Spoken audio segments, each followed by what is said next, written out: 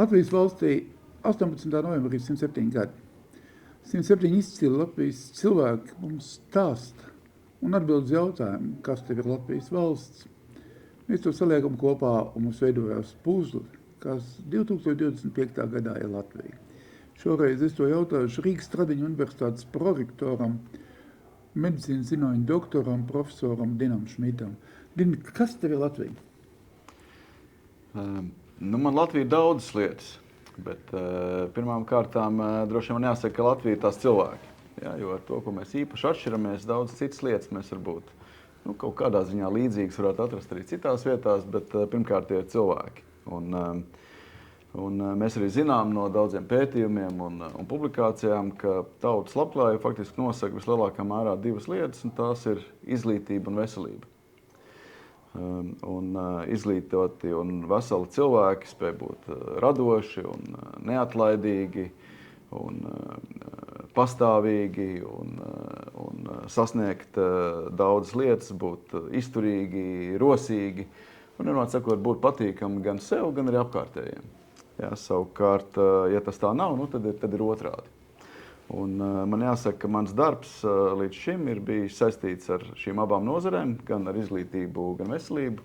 Veselības jomā vairāk ar veselības organizāciju dažādās lomās, un līdzīgi ar izglītībā, nedaudz varbūt praktiskā izglītībā, bet ar izglītības vadībā, un arī es nodarbojos ar pētniecību. Un mana pētniecības tēma ir līdzjustība. Līdzjustība ir tāds vārds, kurš pamazām ienāk mūsu leksikā, un ir tāds literārs tulkojums no diviem angļu vārdiem, adherence un compliance, kur varbūt mazliet skan mazliet savādāki, tie tādi vairāk, kā saka, cietāki un piesaistošāki.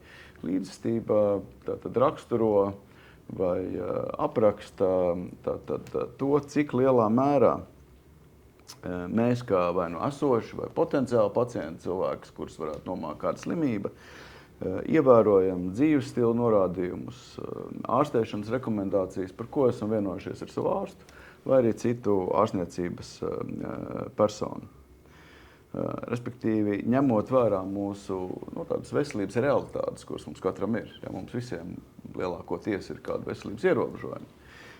Tātad, ņemot vērā šīs realitātes, ja, tad kā mēs rīkojamies, lai iespējami tuvu tam aprakstam, ko es minēju, mēs varētu būt tādi cilvēki, kā nosaukts iepriekš. Tātad veselīgi, rosīgi, radoši, izlēmīgi un tādi, kas ir patīkami gan sev, gan arī citiem apkārtējiem cilvēkiem.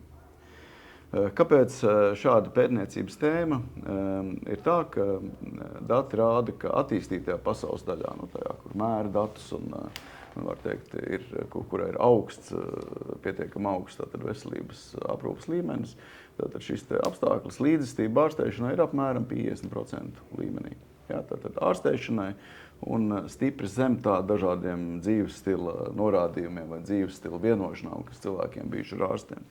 Latvijā šis skaitlis ir zemāks, tas ir ap 30 līdz 40% saistībā ar tām slimībām vai tiem kronisko slimību pacientiem, ko mēs esam pētījuši. Un tātad, ko tas nozīmē? Jā, tātad, ko šie skaitļi rāda un kāpēc tas man liekas svarīgi, ja, tajā kontekstā par Latvijas cilvēkiem? Tas nozīmē, ka slimība esoša vai potenciāli ierobežo mūsu dzīves lielākā mērā, nekā tas tā varētu būt. Ja, citiem vārdiem, ja mēs raugamies uz Latvijas jubileju, topošo 107 gadu jubileju, kur mums tuvojas, tad mēs varētu teikt, mēs neesam pietiekami veseli, rosīgi, radoši, varoši, izlēmīgi un citādi Latvijai, tāpēc, ka mēs neesam bijuši līdzjustīgi. Un tad viens no jautājumiem varētu būt, kāpēc tā? Kāpēc mēs ieguldām savu laiku, naudu, lai nokļūtu pie nereti grūti sasniedzamiem izciliem ekspertiem, ārstiem, citiem medicīnas speciālistiem, ejam uz izmeklējumiem atkārtoti un daram dažādas lietas, un tomēr galu galā no tā visu, ko mēs esam saņēmuši, tiešām šos lieliskos padomus, mēs izpildām kaut kur robežās starp trešo daļu un pusi no tā visu. Jā, tas tāds liels jautājums. Un atbildes galīgi nav vienkāršas. Jā, tās dažādas, un jautājums ir, ko darīt, ir dažādi pasākumi, ko darīt, un tur šobrīd nav īstais brīdis iet iekšā tādā lielā detalizācijā, bet es teiktu, varbūt man būtu daži novēlējumi saistībā ar šo lietu. Viens ir nošķirsim graudus no sēnalām. Proti uzticēsimies tiem cilvēkiem, kuri dēļ savas izglītības, zināšanām un pieredzes ir eksperti un kuriem var vairāk uzticēties attiecībā uz mūsu veselības lēmumiem, nekā varbūt dažādiem citiem avotiem, kuri tādi nav. Tātad tas ir punkts numur 1. Otrkārt, slimība kādreiz ir tāda biedējoša lieta. Mums liekas, ja mēs kādreiz skatīsimies uz citu pusi, neko ar to nedarīsim, tad varbūt, ka tā pazudīs no kaut kurienes, bet tā varbūt īsti tomēr nebūs. Tāpēc mēs kā pieauguši cilvēki apzināti sakām, mūsu veselības realitāte šobrīd vai kaut kad nākotnē ir šāda, pieņemam to kā realitāti un izdomājam, tas, ko mēs varam un esam gatavi izdarīt un kas nepārāk ierobežo mūsu dzīves un ir saistībā ar to, vienkārši ejam un izdaram, un mums noteikti būs labāk nekā, ja to mēs nedarītu, un nebažījamies visu laiku par kaut ko, un tur nedomājam tik daudz. Tātad uzticamies ekspertiem, pārliecinamies ar citiem ekspertiem, ja vēlamies, tātad ārstiem, un tomēr vēršam, tā sakot, krūti pretī un ejam izdaram.